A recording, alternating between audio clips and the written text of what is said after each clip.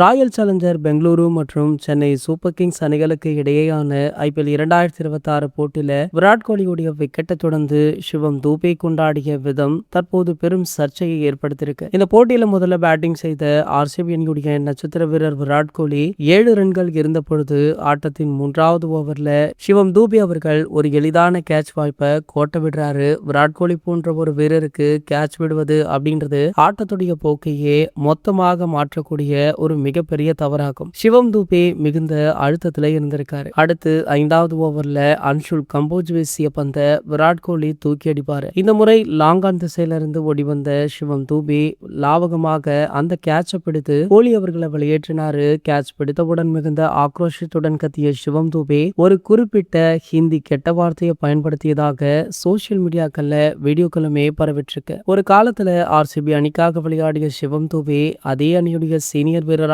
விராட் கோலியை நோக்கி இத்தகைய வார்த்தையை பயன்படுத்தியது RCB ரசிகர்களை கடும் அதிருப்தியில ஆழ்த்திருக்கா. மேலும் பாத்தீங்கன்னா ஒரு சில CSK ரசிகர்களுமே இதனை சுட்டிக்காட்டி இப்படி பண்ணிருக்க கூடாது அப்படின்னு எச்சரித்திருக்காங்க. சோ இந்த விஷயம் தற்போது தல தோனி அவர்களுக்குமே அதிருப்தியை ஏற்படுத்தியிருக்கா. ஆகையால சிவம் தூபே அவர்களை தோனி அவர்களுமே நேரடியாக கண்டித்துள்ளதாக சொல்லப்படுது. இது போன்ற கிரிக்கெட் செய்திகளை பத்தி நீங்க உடனே தெரிஞ்சுக்க நம்மளுடைய சேனலை மறக்காம சப்ஸ்கிரைப் பண்ணிக்கோங்க.